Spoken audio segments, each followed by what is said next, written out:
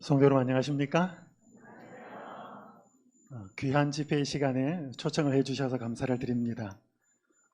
저는 짧은 기간 하나님의 사람, 성령의 사람이라는 제목으로 말씀을 대언하도록 하겠습니다. 고 김대중 대통령의 측근을 동교동계라고 불렀고 DJ 사람이라고 불렀습니다. 고 김영삼 대통령의 측근을 상도동계라고 불렀고 YS 사람이라고 불렀습니다. 이 호칭은 두 대통령의 사저가 위치했던 그 위치와 이름의 영문 이니셜을 따라서 부르던 말이었습니다. 모두 다 대통령의 측근들, 대통령의 사람들이라는 뜻입니다. 요즘은 영문 이니셜이나 사저를 붙이질 않습니다. 친노, 친이, 친박, 혹은 옛날에는 진박, 친문, 친윤, 가깝다는 뜻이지요. 모두가 대통령과 친한 대통령의 사람을 뜻하는 말들입니다.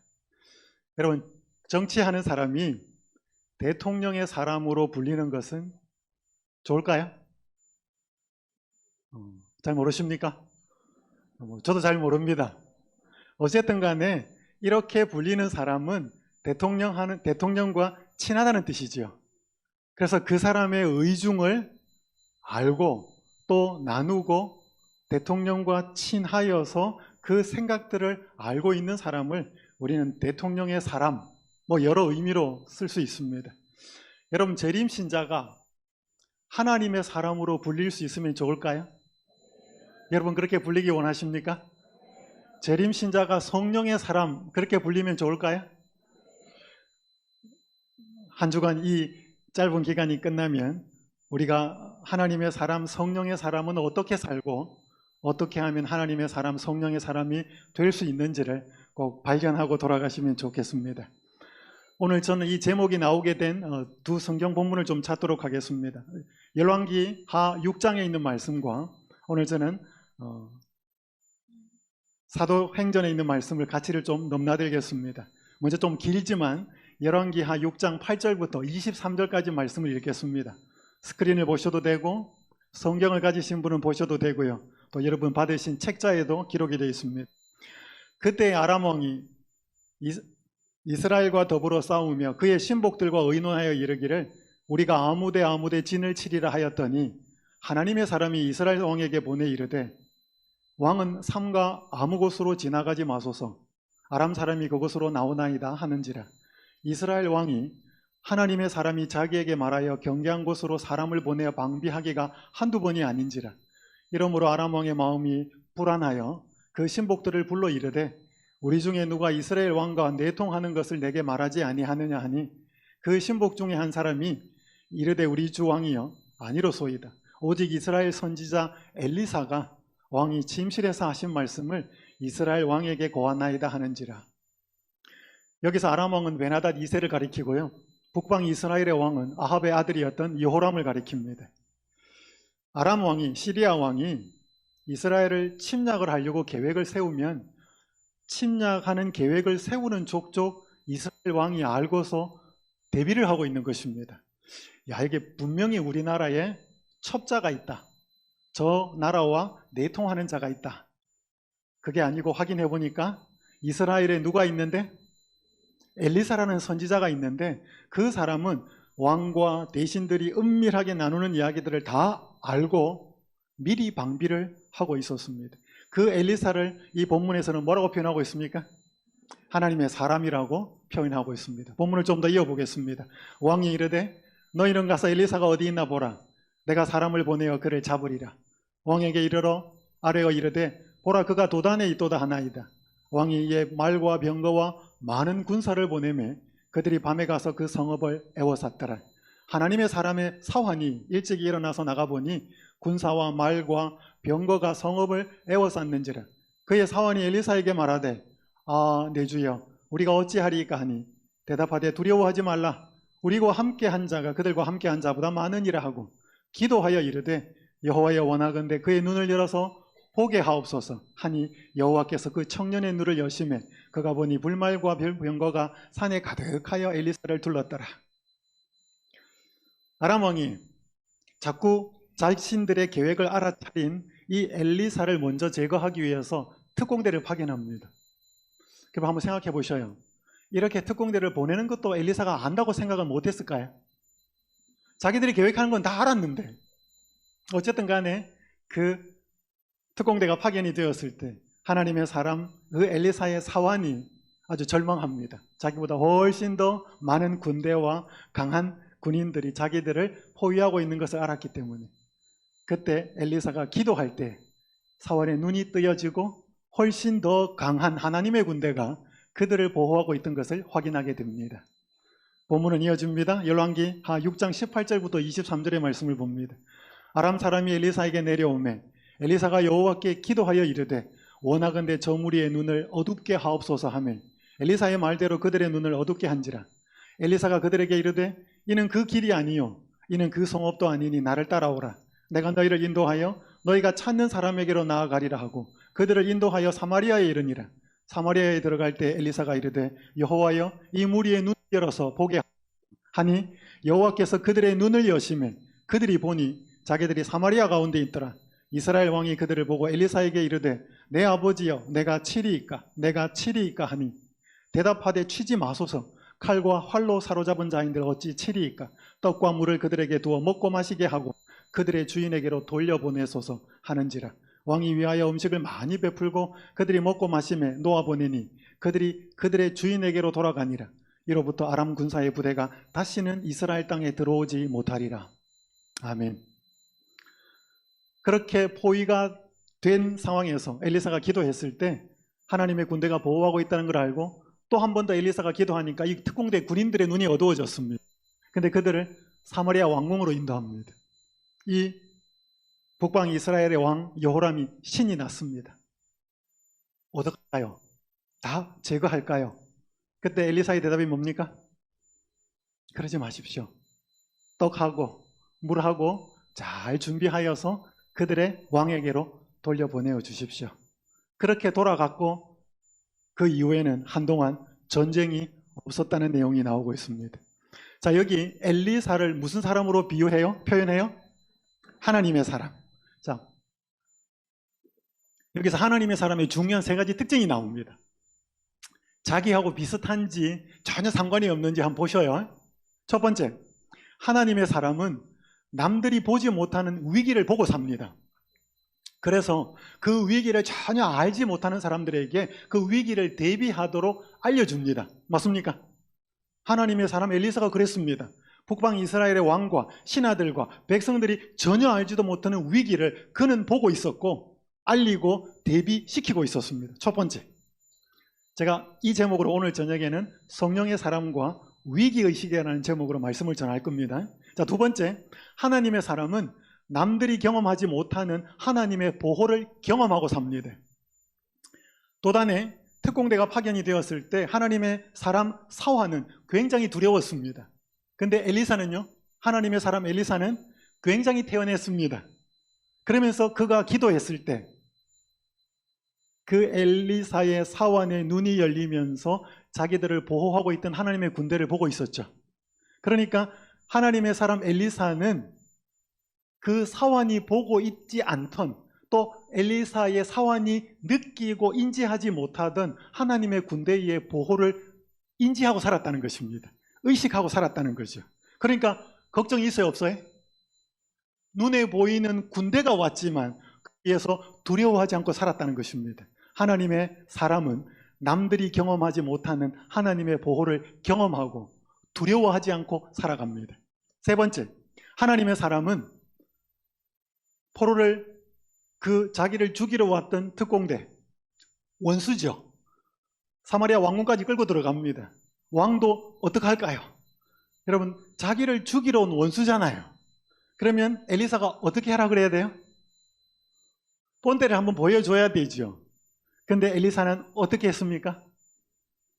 물하고 떡하고 잘 준비하여서 돌려보냈습니다. 여러분, 그 군인들이 어떤 느낌을 받았을까요? 하나님의 사람은 남들이 실천하지 못하는 원수를 사랑하는 일을 실천합니다. 자, 저는 첫째 날 오늘 저녁에 하나님의 사람과 위기의식이라는 제목으로 말씀을 전할 거고요.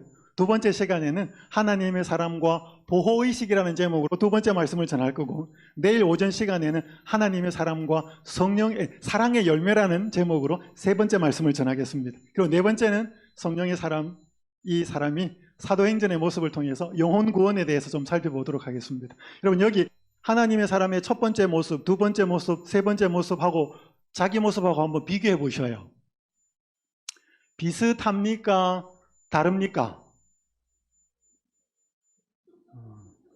웅성웅성 하시네요. 만약에 내가 이 상황으로 살고 있으면 나도 누구다? 하나님의 사람이 될 가능성이 굉장히 높습니다. 근데 그렇지 않고 남들이 위기라 그러는데 전혀 위기는 못 느끼겠고, 하나님이 나를 보호하신다는데 계속 불안하고, 사랑은 원수를 사랑하는 건 나하고 관계없고, 만약에 그렇다면 우리가 하나님의 사람으로서 예배를 드리고 교회는 나오는지 몰라도 실질적인 능력이 임하는 하나님의 사람은 아니라는 것이지요. 첫 번째, 하나님의 사람의 특징을 잘 기억하셔요. 그런데 열왕기하 2장에 보면 이 엘리사가 누구로 표현되는가 하면 성령의 사람으로 나타납니다. 여러분 잘 아시는 것처럼 엘리야와 엘리사가 사역을 바통을 이어받고 하늘로 승천하기 전의 본문입니다. 빨간 글자만 읽겠습니다. 당신의 성령이 하시는 역사가 갑절이나 내게 있게 하소서. 누가 누구에게 한 말이에요? 엘리사가 자기를 선지자로 부른 전임 선지자 엘리야에게 한 말입니다. 좀 어려운 거 구한다, 너가 좀 힘든 거 요청한다 라고 말하였지만 이루어집니다. 15절, 엘리야의 성령이 하시는 역사가 엘리사 위에 머물렀다 하고, 그러니까 결국 여러분 엘리야가 이 땅의 사역을, 그 엄청난 사역을 감당할 때 자기 능력이 아니고 자기 힘이 아니고 무슨 능력이었대? 성령의 능력이었습니다. 엘리야는 성령의 사람이었습니다. 그것을 엘리사가 알았고 그 능력을 구합니다. 그래서 그 능력이 임합니다. 그래서 엘리사는 이 성경 본문에 열왕기하 6장에 무슨 사람? 누구의 사람? 열왕기하 8장에는 하나님의 사람이라고 세 번이 나옵니다. 근데 이 본문 열왕기하 2장에 보니까 이 엘리사는 누구의 사람이에요? 성령의 사람이었습니다. 맞습니까? 그래서 오늘 여러분과 나누는, 이번 기간 동안 나누는 하나님의 말씀의 제목이 이겁니다. 하나님의 사람, 성령의 사람. 같은 의미죠. 엘리사의 모습을 살펴보면서 오늘 우리의 모습 한번 살펴보고 사도행전 2장과 연관을 시켜서 우리가 어떻게 하나님의 사람, 성령의 사람이 될 수 있는지를 살펴보도록 하겠습니다. 자, 그래서 성령의 사람은 남들이 보지 못하는 위기를 보아서 다른 사람들에게 알려주는 삶을 삽니다. 성령의 사람은 들이 경험하지 못하는 하나님의 보호를 경험하면서 위기 속에서도 두려워하지 않고 평안을 누립니다. 세 번째, 성령의 사람은 남들은 알지도 못하고 알아도 실천하는 것은 생각도 못하고 있는 원수까지도 사랑하는 일을 실천하고 있습니다.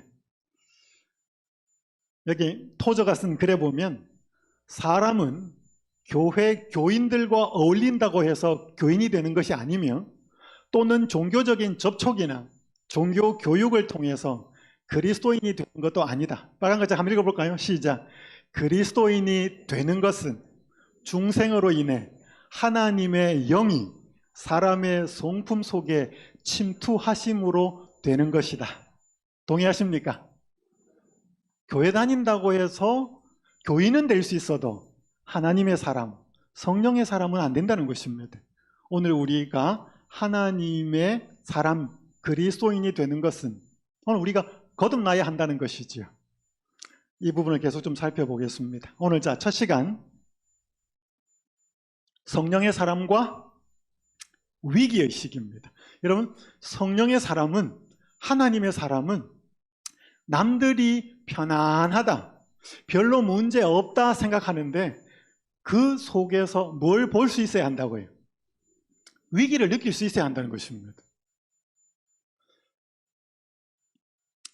자, 여러분이 아까 본문을 읽었기 때문에 다시는 읽지 않습니다. 왕은 삼가 아무 곳으로 지나가지 마십시오. 아람 사람이 그곳으로 나오나이다. 여러분, 결국 엘리사가 하나님의 사람이었기 때문에 이 이스라엘을 침략하려는 시리아의 왕과 군대가 모의하고 계획할 때마다 그 계획을 누가 알려줬어요? 누가 알려줬어요? 하나님이 알려줬겠죠. 하나님이 하나님의 사람 엘리사에게 알려줬겠죠. 그래서 하나님의 사람이라면 아까 제가 살펴봤잖아요. DJ 사람, 동교동계, 상도동계, 뭔가 내 측근이면, 친한 사람이면 뭔가 대통령이 뭔가 큰 일을 혹은 중요한 일을 결정할 때 상의 안 하겠냐고요. 대화 안 하겠냐고요. 그래서 대통령하고 친하면 대통령의 속에 있는 이야기를 듣게 해야 되잖아요. 마찬가지인 것처럼 하나님의 일을 하시는데 당신의 사람에게 안 알리시겠냐고요. 그래서 하나님의 사람이 되면 하나님이 알려주신다는 거죠. 그러니까 우리가 하나님의 사람이라는 것은 하나님과 가까워서 하나님이 하시는 말씀과 하시는 계획들을 들을 수 있어야 된다는 것이죠. 1902년이었습니다. 카리브해에 이 대서양과 멕시코만이 접한 바다인데 마르티니크라고 하는 한 섬에 화산 폭발이 일어납니다. 그렇게 일어나서 8km가 떨어진 생피에르라고 하는 도시에 그 화산재와 뭐 이런 가스가 덮칩니다. 이 화산 가스하고 제가 13km 반경 안에 있는 모든 것을 다 죽입니다. 초토화시키죠. 1분 만에 무려 3만여 명이 죽습니다. 그래서 나중에 현장에 조사단이 나와서 이제 이 화산의 상황을 조사를 하기 시작합니다. 근데 이 조사단이 아무리 돌아다녀 봐도 특이한 것 하나가 발견이 되었습니다. 그것이 뭐냐 하면 동물의 사체가 짐승이 죽은 게 거의 없었다는 것입니다. 사람은 몇 명이 죽었는데? 3만 명이 죽었는데. 여러분, 사람이 살면 개도 있고 고양이도 있고 짐승이 있잖아요. 그러면 같이 죽은 사체가 있어야 되는데 동물의 사체는 거의 없었습니다. 사람만 죽어 있는 거예요. 이유가 뭘까 이게? 여러분 혹 들어보셨죠? 천재지변이 일어나기 전이나 큰 사건이 일어나기 전에 동물들이 이상한 행동을 하거나 때를 지어서 이동하는 현상들 한 번씩 들어보셨죠? 동물들은 그걸 미리 알아차린다는 거예요. 훨씬 더 예민한 감각이 있기 때문에. 과학자들이 조사를 해보니까 한 원인이 밝혀집니다. 천재지변이 일어나기 전에 엄청난 양의 전기 에너지가 방출이 된대. 그 전기 에너지가 공기에도 날아가고 땅속에도 들어가는데 이 안반 사이에 들어가면 지하수를 분해를 시킨다는 것입니다.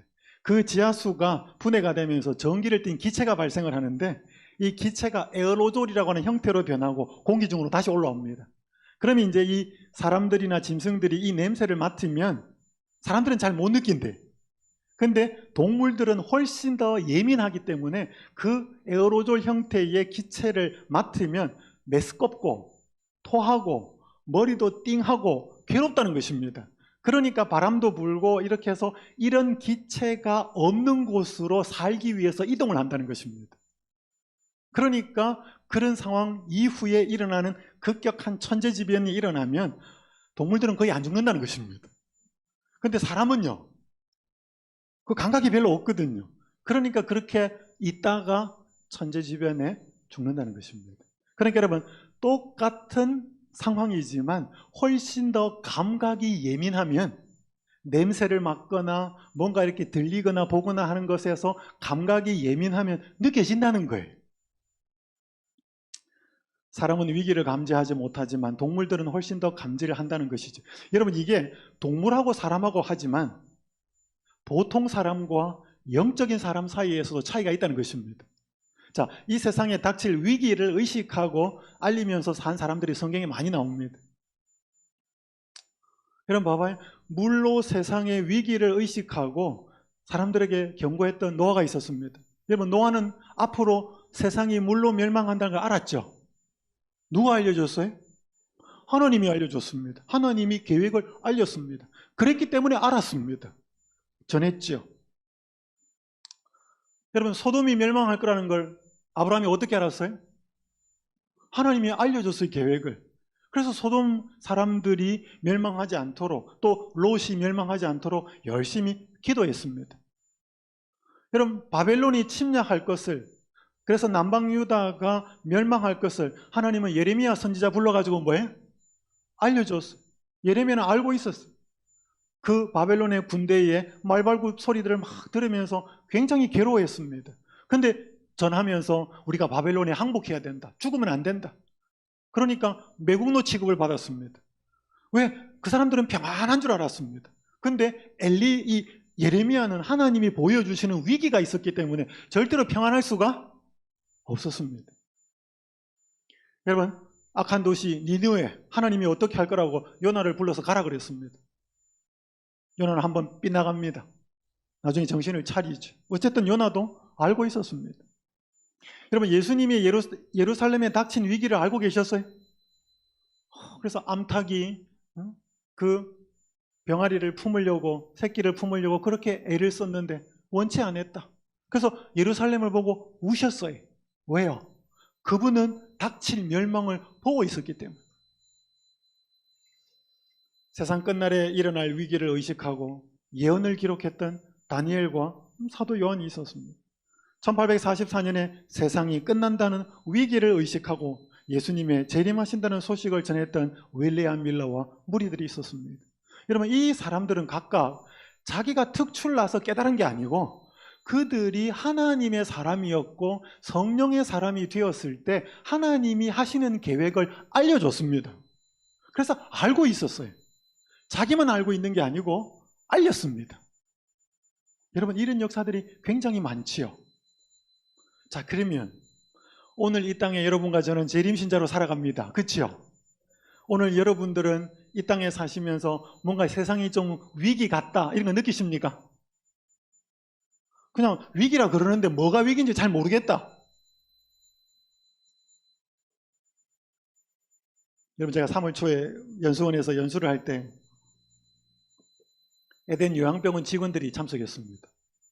근데 분위기가 술렁술렁해요. 모여서 자기들끼리 이렇게 막 이야기하는 게 심상치 않아. 그 이야기를 이렇게 잠깐 들어보니까 구조조정한대.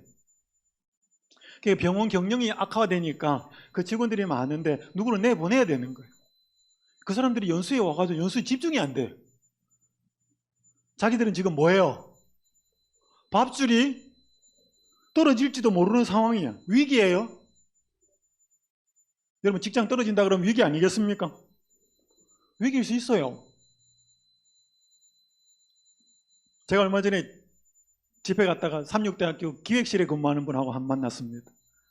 그분이 이렇게 밥 먹는데 이야기하는데 요즘 대학이 살아남기 위해서 학생 인구는 자꾸 줄지요. 정부에서는 자꾸 뭐 이것저것 보고하라 그러고 학교 줄이고 과 폐합하고 뭐 하기 위해서 스트레스 엄청나게 준다는 것입니다. 그래서 대학이 살아남기 위해서 얼마나 그들은 위기의식을 느끼면서 일하고 있는지 몰랐습니다. 저 그분 만나니까 좀 알았습니다. 여러분, 그렇게 근무하는 사람들 위기를 느끼면서 일하더라고요. 여러분, 여기 삼육학교 어떻습니까? 여기 계신 선생님들 계신가요? 그러면 삼육학교 학생들 모집이 잘 됩니까? 학교 선생님으로 일하는 분들 힘들어해요. 학생들이 잘 모집 안 되고, 우리 정은의 말씀에 준 어떤 그런 것들에 의하면 학교가 가장 그 우리의 기관 중에서 어려움을 겪을 것이다. 학교만 그럴까요? 교회는 어떻습니까? 여러분, 우리 교회가 위기인 것 같습니까? 평안한 것 같습니까? 그 뭐가 위기예요? 여러분, 우리가 분명히 수치적으로 침례자 숫자도 잘 안 나오고 코로나 때 잘 모이지도 않고 분명히 수치적으로 위기를 따지면 나올 수 있습니까? 있어요. 근데 눈에 보이는 위기는 사람이 위기라고 인지할 수 있습니다. 근데 문제는 수치로 드러나지 않는 위기, 그건 잘 감지도 안 돼. 여러분, 우리한테 진짜 위기는 보이는 위기보다 보이지 않는 위기가 더 큰 위기예요. 여러분, 우리 갖가지 사건, 사고가 일어납니다. 이건 튀르키예에서 지진이 일어나고 난 뒤의 모습인데, 바다와 육지에서 재난이 꼬리를 물고 계속해서 일어나고 있다. 우리는 얼마나 자주 지진과 태풍의 소문과 화재와 홍수로 인한 인명과 재산의 큰 손실에 대한 소문을 듣고 있는가? 표면상으로는 이 재난들은 인간이 전혀 제어할 수 없는 혼란스럽고 무질서한 자연의 힘에 변덕스러운 돌발 사건인 것처럼 보이나? 같이 읽습니다. 빨간 글자 시작.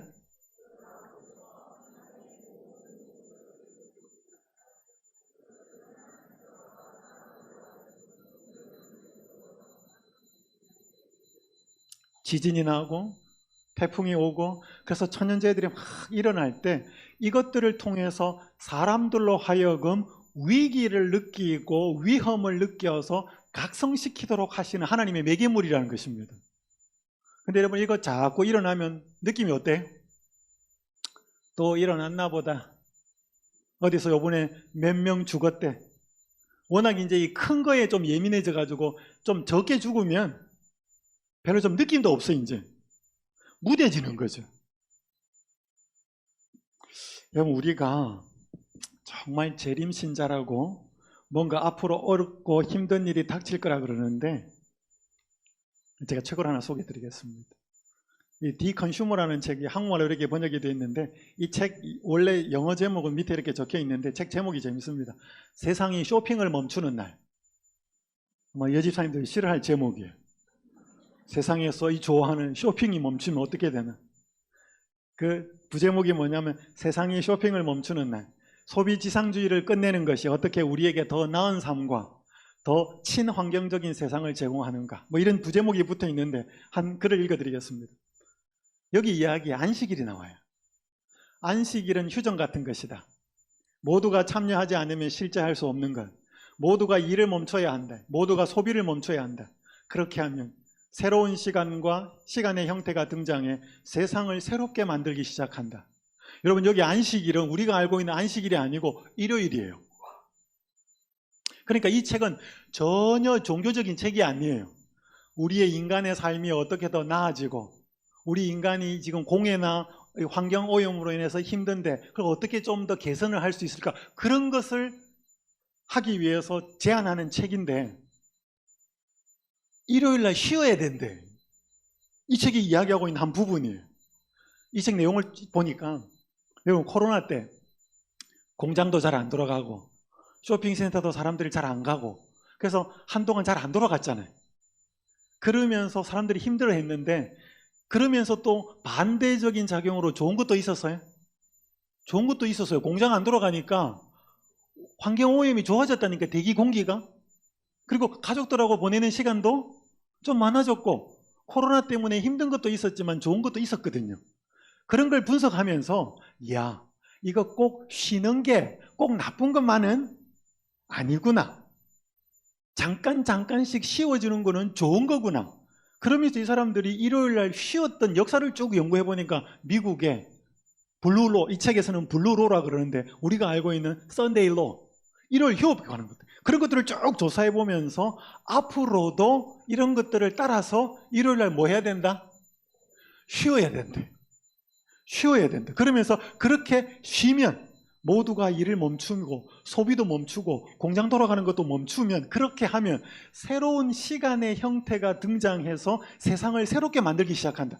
이 새로운 세상은 환경이 깨끗해지고 가족들하고 더 친밀해지고 또 힘들고 소외된 사람들 돌아보고 봉사하고 섬기며 그러면 새로운 세상이 나온다. 그러니까 일요일에 뭐 하자? 여러분 제가 어떻게 이 책을 보게 됐는데 전혀 종교적인 책 아니에요. 그런데 이 책은 앞으로 우리가 일요일을 쉬어야 한다라고 주장하고 있습니다. 자, 여러분과 저는 이게 뭘 의미하는지를 알아요. 그죠? 우리 예언을 알고 있으니까. 그래서 여러분 앞으로 이루어질 세상은 종교적인 색채를 띠지 않으면서 그런 일이 일어날 거예요. 환경 문제, 가족 간의 문제, 우리 이래서는 안 된다. 뭔가 모종의 조치를 취하고 가정이 무너지고 환경이 더 이상 악화되지 않도록 하기 위해서 우리 일주일에 하루 정도는 뭐 하자? 쉬자. 그래서 여기 안식일이라고 말한 건 일요일이에요. 여러분 이런 일들이 세상에서 뭐 하고 있다고요? 진행이 되고 있다고요. 우리는 잘 몰라. 에이, 우리는 옛날에도 그런 이야기 했고 또 지금도 그런 이야기에 적혀 있지만 별로 다가올 것 같지 않은 그런 위기. 여전히 애 키우고, 여전히 내 돈 벌고, 여전히 내 건강 챙기면서 살아가는 우리. 여러분, 이 세상에 재림교회가 닥친 위기 중에 보이는 위기보다 더 큰 위기는 보이지 않는 위기입니다. 이게 한번 읽어볼까요? 교회증언 8권에 있는 말씀. 세속적인, 시작. 세속적인 사람들과 그리스도인이라고 공언하는 많은 사람들을 구분하는 선은 거의 분별할 수 없다. 한때 열렬했던 많은 재림신자들이 세상과 일치되어 있다. 제가 한 만화를 이렇게 인터넷으로 새 카트로 되어 있는 그 커트를 봤는데 재밌었습니다. 예쁜 공주가 왕관을 쓰고 있었습니다. 그 공주 앞에 두꺼비 한 마리가 있었습니다. 그 두꺼비는 왕자가 마녀의 저주를 받아서 두꺼비가 되어버렸어요. 그 첫 번째 만화 컷이에요. 두 번째 컷은 그 공주가 두꺼비에게 키스를 하는 장면이에요. 그렇게 하면 저주가 풀려가지고 짠 하고 두꺼비가 왕자님으로 되는 거예요. 원래 예상하는 시나리오에 의하면. 두 번째 커트에 공주가 두꺼비에게 키스를 딱 하는데 세 번째 컷 만화는 두꺼비 두 마리가 있습니다. 그게 만화 컷이었어요. 원래대로 하면 두꺼비가 뭐가 돼야 되는데 왕자님이 짠 되어가지고 왕자님하고 공주님하고 결혼해서 잘 먹고 잘 살았다. 이게 동화인데 그 공주가 두꺼비에게 키스를 했는데 그 두꺼비가 왕자가 안 되고 자기가 두꺼비가 돼버렸어요. 여러분, 제가 그걸 보면서 오늘날 교인들이 교인 아닌 사람들과 어울려서 하나님을 아는 능력과 예수님의 선한 품성이 드러나서 오늘 그들을 누구로 만들어야 되는데 그리스도인 아닌 사람들을 그리스도 닮은 사람으로 만들어야 되는데 우리가 그들하고 섞여버리면 누가 돼버리면 우리가 믿는 신자가 안 믿는 신자처럼 돼버리는 거예요. 이 말이에요. 이게 한때 열렬했던 많은 재림신자들이 세상과 일치되어 있다. 우리가 그들을 변화시킬 능력이 없고 우리가 그들하고 시간 보내고 일하고 같이 애 키우고 어울리다 보니까 우리가 그 사람들처럼 돼버렸대. 여러분, 어쩌면 이게 이 교회 안에 있는 세속화가 어쩌면 우리 재림신자들이 잘 인지하지 못하고 있는 진짜 위기인지 모릅니다. 일요일 휴업령이 닥치고 그 분명히 위기일 텐데 오늘 내 속에 여전한 세상을 사랑하는 마음이 살아있다 이 말이죠. 여러분도 이런 말씀이 있습니다. 나는 교회를 향하여 엄숙한 말을 한다. 한번 빨간 글자 읽어보겠습니다. 시작.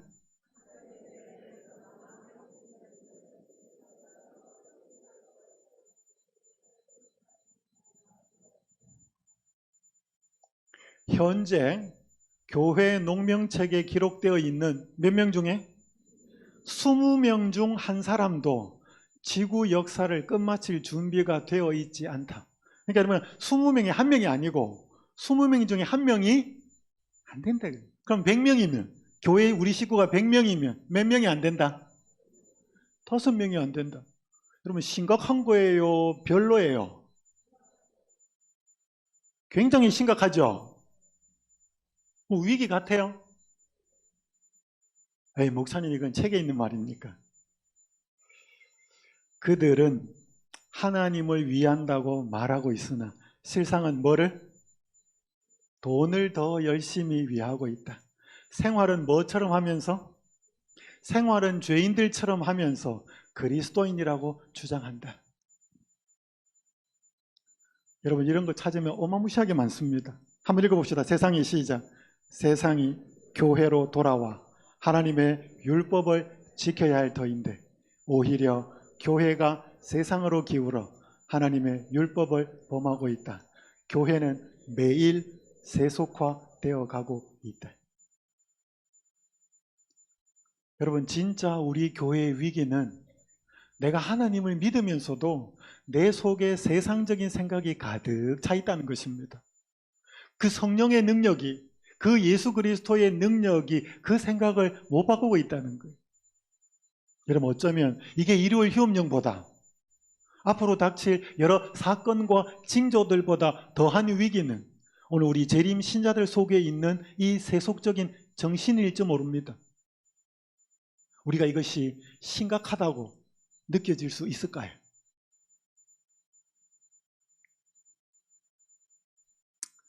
자, 그래서 오늘 저는 여러분들과 함께 우리가 성령의 사람, 성령 충만한 사람, 하나님의 사람이 되면 이 위기의식을 느끼고 산다는 것입니다. 그리고 아무 생각 없이 사는 사람들한테 알려준다는 것입니다. 이렇게 살아서는 안 된다고. 자, 여기 한 말씀 읽겠습니다.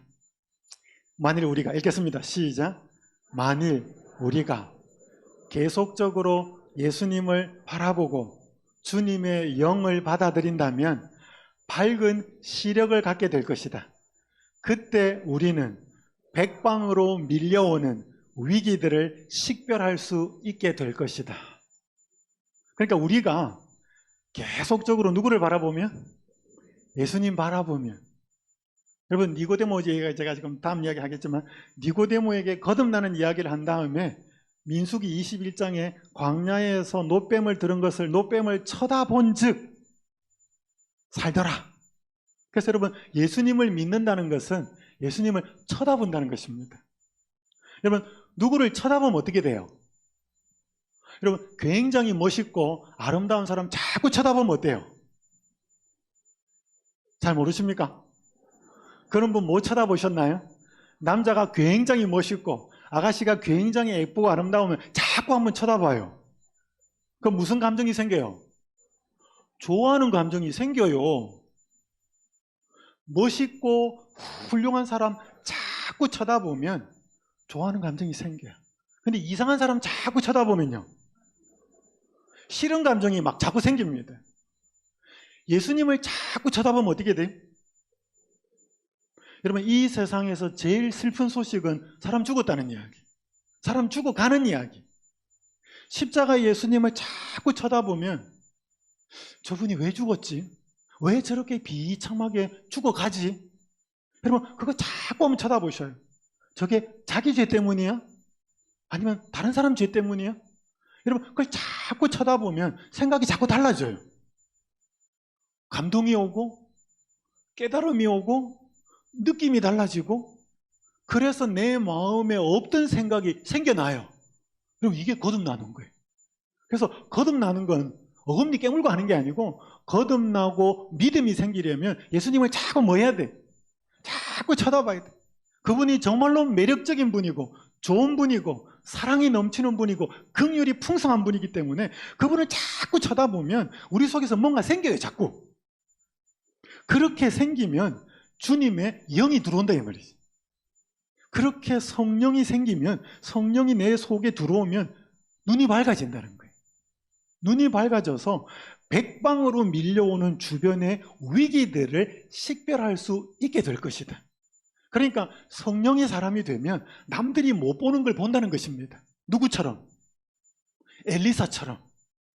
그래서 야, 이런 위기 있어, 이거 준비해야 돼, 대비해야 돼, 이렇게 알리고 사는 사람이 하나님의 사람이고 성령의 사람이라는 거예요. 자, 그래서 여러분, 그거 되시기 위해서 이 자리에 오셨지요. 그죠? 이 오후에 할 일도 많고 만날 사람도 많은데 여러분들이 이 자리에 오신 것은 내가 그렇게 예수 그리스도를 바라보고 예수님의 그 사랑과 은혜와 자비가 내 마음에 감동이 되고, 그래서 내가 거듭나고 내가 성령의 사람이 되어서 우리가 하나님께서 우리에게 무엇을 맡기실런지 그 사명을 감당하기 위해 오셨다고 생각이 됩니다. 자, 그래서 저는 사도행전으로 갑니다. 일단 우리가 성령을 받기 위해서는 성령을 받는 모델이 사도행전 1장이에요. 하나님께서는 들려오는 모든 것을 우리가 듣고 눈에 보이는 모든 것을 보기를 원치 않으신다. 잘 보셔요. 여러분, 이 세상에 들려오는 소리 많아요. 정치 이야기, 돈 버는 이야기, 누가 싸웠다는 이야기, 들리는 이야기 참 많아. 보이는 이야기도 굉장히 많아요. 근데 우리가 보이고 들린다고 해서 다 보고 다 듣지 말아야 됩니다. 때때는 눈을 감아야 되고 때때는 귀를 막아야 될지도 모릅니다. 근데 귀를 가리고 듣지 않는 것과 눈을 감고 보지 않는 것이 큰 축복이다. 근데 가장 큰 열망은 우리 자신의 단점을 식별하기 위한 밝은 시력과 필요한 모든 책망과 교훈을 놓치지 않는 예민한 귀를 갖고자 하는 것이어야 한대. 세상에 돈 벌고 힘들고 우째우째 살고 하는 그런 거 보고 듣는 데는 눈 좀 감아도 되고 귀 좀 막아도 되는데, 내 자신의 죄된 모습을 보거나 내 영적인 상태를 깨닫게 하는 그것은 보고 듣는 열망이 있어야 된다는 것입니다. 그럼 제가 캐나다에 한번 집회를 간 적이 있습니다. 집회를 마치고 한번 그 캐나다 민속촌을 가게 됐는데, 그 민속촌의 제재소에 이 옛날에 말을 이용해 가지고 그런 어떤 나무들을 운반하고 자르고 하는 그런 그 제재소의 그 상황을 공무원들이 그 재연을 해주는 거예요. 그래서 한동안 봤는데 되게 재밌었어요. 근데 제 눈에 훨씬 더 재밌었던 것은 그 두 마리 말을 통해서 제재소에 뭐 일을 하는데, 제 눈에 신기한 게 말 눈 있죠? 이런 말 눈이 어디 붙어 있어요? 앞에 있어요? 옆에 있어요? 여기 모퉁이에 붙어 있습니다. 그래서 말 눈에다가 덮개로 가려놨어요. 되게 궁금해서 말 눈에 왜 이렇게 덮개를 가려놨나? 나중에 확인을 해보니까 이런 말이 여기 사각에 붙어 있어요. 눈이. 그러니까 말은 앞도 보고 옆도 봐요. 좋을까요? 장점이 있죠. 우리는 앞 보면 옆은 잘 안 보입니다. 근데 말은 앞과 옆을 동시에 볼 수 있습니다. 근데 동시에 볼 수 있기 때문에 단점도 있어요. 하나를 집중을 잘 못해. 그래서 앞만 보고 일하라고 옆 눈을 가려 놓은 거예요. 덮개를 덮어가지고. 그래서 앞만 보고 가라는 거지. 굉장히 제 그때 그 말들의 모습이 신기했습니다. 여러분, 우리가 때때로 세상에 화려하고 잘 나가는 삶에 우리 눈과 귀를 가려야 될 때도 있습니다. 근데 진짜 우리의 눈과 귀를 열어둬야 될 게 뭐냐 하면 우리의 상태를 아는 일에 눈도 열어야 되고 귀도 열어야 된다는 것입니다. 그게 바로 성령을 받는 비결이에요. 성령입니다.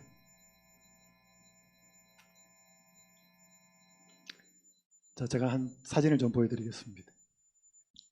여기 칠레인데, 이 칠레 아타카마 사막이, 이곳의 1년 연평균 강수량이 15mm입니다. 1.5cm. 거의 비가 안 와요. 사막인데 2015년에 슈퍼 엘니뇨 현상으로 이곳에 12시간 비가 쏟아집니다. 7년의 강수량에 해당되는 비가 한꺼번에 쏟아집니다. 새로운 세상이 되어버렸어요. 이 사막이 꽃밭이 됐습니다.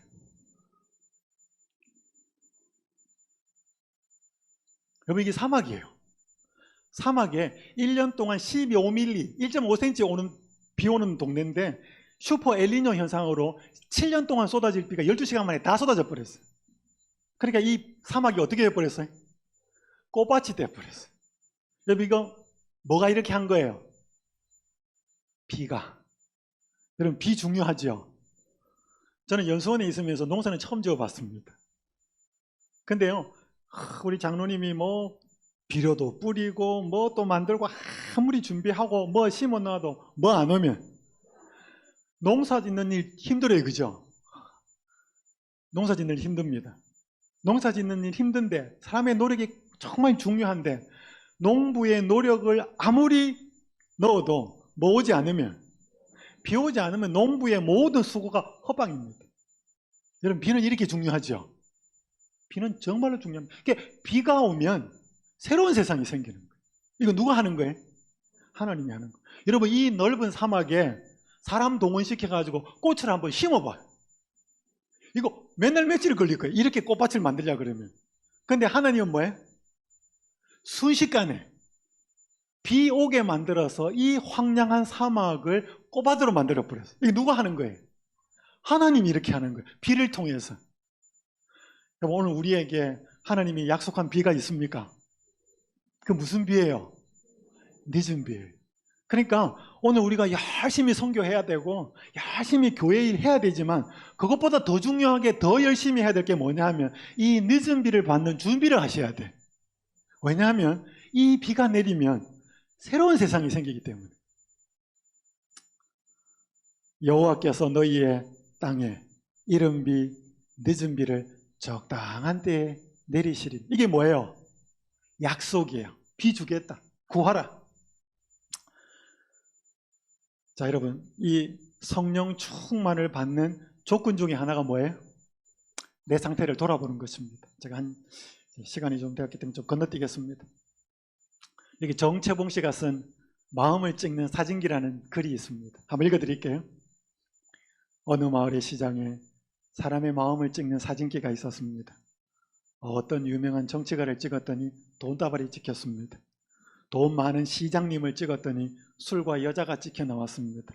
어떤 남자는 늑대가 찍혀 나오고 어떤 여자는 여우가 찍혀 나왔습니다. 그러던 어느 날 시장에 얼굴이 험상궂게 생긴 사나이가 나타났습니다. 사람들은 생각했습니다. 틀림없이 무시무시한 흉기가 찍혀 나올 거야. 사나이가 카메라 앞을 지나갔습니다.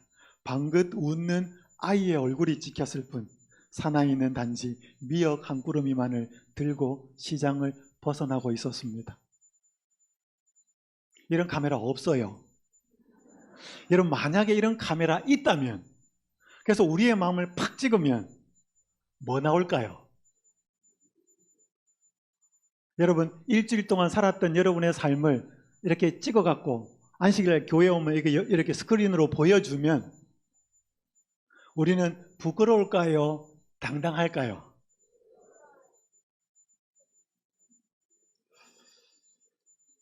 하나님은 우리의 마음을 보고 계십니다. 여러분, 이 사람이 굉장히 험상궂게 생겼어요. 분명히 저 속에는 무시무시한 흉기가 찍혀 나올 거예요. 근데 그 카메라 앞을 탁 지나가니까 방긋 웃는 아이의 얼굴이 찍혔고 손에는 미역구름이를 들고 있었대. 무슨 상황이에요? 아, 자기 아내가 출산한 것 같아. 근데 그 험상궂게 생긴 사람이 아이 얼굴이 찍혔다는 거죠. 여러분, 오늘 우리가 우리의 마음을 살펴야 합니다. 아까 말씀드린 것처럼 세상에 잘 나가고 좋은 이야기들 눈을 가리워야 되고 귀를 막아야 될 필요가 있지만 우리의 상태를 아는 일에 우리는 온 마음을 기울여야 합니다. 여기 참 두려운 말이 있습니다. 제가 파란 글자 읽을 테니까 빨간 글자 읽으셔요. 각 영혼은 마치 그가 구주께서 위하여 죽으신 유일한 사람인 것처럼 예수님에게 잘 알려져 있다. 그분은 읽습니다. 시작.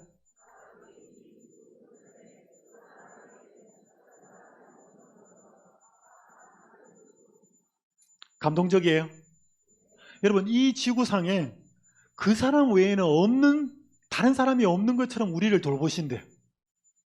여러분, 여기 지금 몇백 명 모였는데 저보고 다 한 소리씩 한번 해봐요. 제가 누구 말하는지를 몰라요. 여러분, 우리가 여기서 다 기도하면 저는 못 알아들어요. 다 한 소리씩 하면 조용히 하시고 한 분씩 이야기하십시오. 그래 저는 알아들어요. 여러분, 우리가 여기서 다 기도하면 하나님 알아들을까요? 얘들아, 한 명씩 기도했으면 좋겠다. 니네들 무슨 말 하는지 정신이 없다. 그게 아니라는 거죠. 여러분, 오늘 우리가 하나님을 향해 다 기도할 때 이 세상에 아무도 없고 그 한 사람만 기도하는 것처럼 듣는다는 거예요. 우리 기도를 각각을 그렇게 듣는다는 거예요. 여러분, 여기 어머니들 초등학교 앞이나 유치원 앞에서 학교 마치고 애들 쫙 나오는데 많은 학생들이 나오지만 누구에만 보여요? 내에만 보여요. 한 사람. 그러니까 여러분, 이 땅에 있는 많은 신자들이 있지만 하나님한테는 그 사람이 다 뭉뚱그리는 게 아니고 1대1이라는 거예요.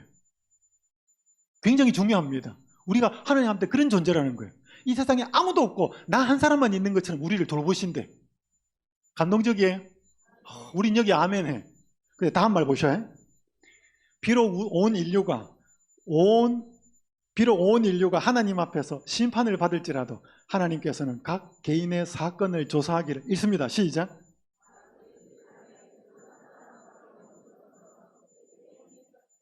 와, 이 세상에 한 사람밖에 없는 것처럼 나를 돌보신다. 굉장히 은혜로운데 이 세상에 한 사람밖에 없는 것처럼 조사를 한대. 어떠셔요?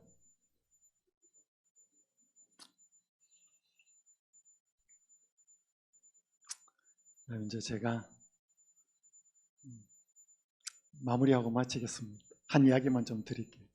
우리가 성령의 사람이 되어야 되는 분명한 이유가 있습니다. 아까 말한 것처럼 이 세상에 보이지 않는 위기가 정말 많은데 누군가는 그걸 보고 알려줘야 돼요. 자, 성령이 사람이 되면 하나님은 어떤 일을 하실 건가? 제가 좋아하는 이 루마니아 출신의 페이블 고야라는 목사님인데, 저 이 이야기하고 마치겠습니다. 이분은 잘 나가는 사업가였습니다. 근데 이 루마니아의 사회에서 자꾸 목회를 하라 그랬습니다. 근데 이분이 목회를 했어요. 근데 이분이 1년에 얼마나 돈을 벌었냐면 50만 달러 이상을 벌었습니다. 근데 목사를 하고 월급을 버는 게 250불이에요. 자기가 버는 수입의 1000분의 1도 안 돼. 근데 그걸 받아들입니다. 그래서 돈 뭐 다 내려놓고 목회를 정말 열심히 했습니다. 네 교회를 맡았는데 교회가 다 부흥이 됐습니다. 어느 날 그 한 교회에서 전도회를 하기로 준비를 하면서 어떤 그 거리를, 또 그 근처에 있는 거리를 차를 타고 운전하다가 갑자기 뛰어드는 한 청년 치였어요. 툭 나가 떨어졌어요. 내려서 확인을 하니까 막 온 만신이 다 부서졌어요. 병원에 데려가가지고 의사한테 치료를 받고 막 하는데 결국 죽었어요. 팔, 다리, 머리, 온 뼈가 다 부러지고 그렇게 죽었어요. 근데 이 목사님은 지금 그 지역에서 뭐 해야 돼요? 전도해야 돼. 근데 그 19살 학생인지 청년인지 그 19살이라는 메네메네라고 하는 청년이었는데 그 청년은 그 지역에서 모르는 사람이 아무도 없어요. 왜 그런가? 되게 불우한 사람이었습니다. 부모도 뭐 어떤지 잘 모르겠고, 그러니까 다리도 절어요. 다리도 절고 말도 더듬어. 그러니까 집에서 동네에서 이렇게 도와주고 그런 사람이, 불쌍한 사람이에요. 그 사람을 재림교회 목사가 교통사고를 내가지고 세상을 떠났어요. 전도해야 돼. 이 목사님이 굉장히 큰 부담이 생겼어요. 하나님께 기도를 하기 시작합니다. 뭐라고 기도했는가 하면, 하나님, 지금 하나님의 이름이, 하나님의 영광이 땅에 떨어집니다. 지금 하나님이 욕을 받게 되어 있습니다. 하나님, 어떻게 하면 좋겠습니까? 이 청년 살려주십시오. 죽은 사람 살려달라고 기도를 하기 시작합니다. 옆에 사망 선고를 내린 의사가 보니까 기가 차요. 내가 몇 년, 몇 월, 며칠에 사망 선고 내렸는데 그 영안실에서 사모와 함께 밤새도록 그 시신을 붙들고 기도를 합니다. 아무런 일이 안 일어나요. 새벽이 되었고 유가족들을 만나기 위해서 이 목사님이 잠깐 나갔다 와요. 그리고 영안실에 다시 오는데 사람들이 여러 명 모여가지고 웅성웅성하고 있었습니다. 가보니까 이 친구 벌떡 일어나서 앉아있어, 침대에.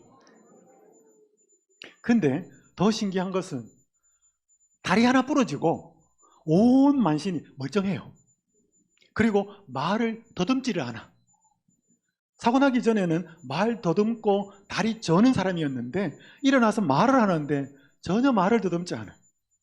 그리고 한동안 병원에 입원했다가 퇴원을 해요. 퇴원을 할 때 다리도 절지 않고 퇴원을 했습니다. 말도 더듬지도 않고 다리도 절지 않고. 자, 이 목사님 전도회 했습니다. 어떻게 되었을까요? 사람들이 밀려 터지고 왔어. 저 목사님이 믿고 저 교인들이 믿는 하나님은 죽은 자도 살리는 하나님입니다. 와, 여러분, 이런 일 일어나면 어떻게 될까요? 여러분, 하나님이 어떤 사람에게 이런 능력을 주겠느냐 이 말이죠. 만약에 우리한테 병 고치는 능력과 죽은 사람 살리는 능력 한번 줘봐요. 내 마음이 순결하지 않고 하나님을 위해서 그걸 사용하지 않는다 그러면 그거 주면 그 사람 망칩니다. 여러분, 하나님은 능력이 없는 게 아니에요. 오늘 하나님은 자기 능력을 부어줄 수 있는 순결하고 깨끗하고 하나님의 사람 찾고 있어요. 오늘 우리가 그렇게 되면 하나님 우리를 쓰실 수 있다는 거죠. 여러분, 이게 마지막에 예언이 되어 있는 말씀이죠. 제가 이거 한 말씀 읽고 마쳐야 될 것 같습니다. 요 밑에 보십시오. 대쟁토 612페이지. 하나님의 종들은 거룩한 헌신으로 빛나고 밝은 표정을 얼굴에 짓고 하늘에서 온 기별을 선포하기 위해 이곳에서 저곳으로 분주히 왕래할 것이다. 그 다음 보세요. 온 세상은 무수한 음성으로 경고를 받을 것이다. 그 다음 읽어보세요. 이적들이 시작. 이적들이 일어나고 병자들이 고침을 받게 될 것이며 표적과 기사들이 믿는 사람에게 따를 것이다. 여러분, 이게 내용이 뭐냐면 늦은 비 성령에 관한 내용이에요. 그러니까 늦은 비 성령이 임하면 이런 일이 일어나겠대. 일어나겠대. 자, 우리 광주 지역 사랑하는 성도 여러분, 오늘 첫 번째, 하나님의 사람, 성령의 사람은 세상 사람들은 잘 모르고 편안하다, 별 문제 없다라고 생각하며 살 때 하나님과의 관계가 깊어져서 성령께서 밝히 보여주시고 깨닫게 하시는 음성을 들으면서 이 세상에 앞으로 어떤 위기와 내 삶에 지금 돈도 많이 벌고 자식들도 잘 살고 남편 사업도 잘 되고 건강하고 그런 상황 속에서도 진짜 내 영적인 상태가 어떻는지를 보고 그것이 위기인지 아닌지를 알 수 있도록 오늘 우리의 교회의 형편과 우리의 형편을 보도록 하기 위해서 하나님은 성령의 사람을 찾고 계시고 그런 사람들에게 하나님은 보여주시고 깨닫게 해주신다는 것입니다. 오늘 이 자리에 계신 모든 분들이 오늘 우리의 마음을 살피고 돌아보아서 하나님께서 우리의 마음에 성령을 부어줄 수 있는 마음밭이 되어서 오늘 이 땅에 반드시 일어날 위기, 아니 우리의 현실 앞에 닥친 위기를 볼 수 있어서 그 위기를 보지 못하고 죽어가는 사람들이 있다면 알리고 깨워서 다시 오시는 예수님의 재림을 맞이할 수 있는 그 일에 쓰임받는 여러분과 제가 되기를 간절히 바라면서 첫 시간 말씀을 마치겠습니다.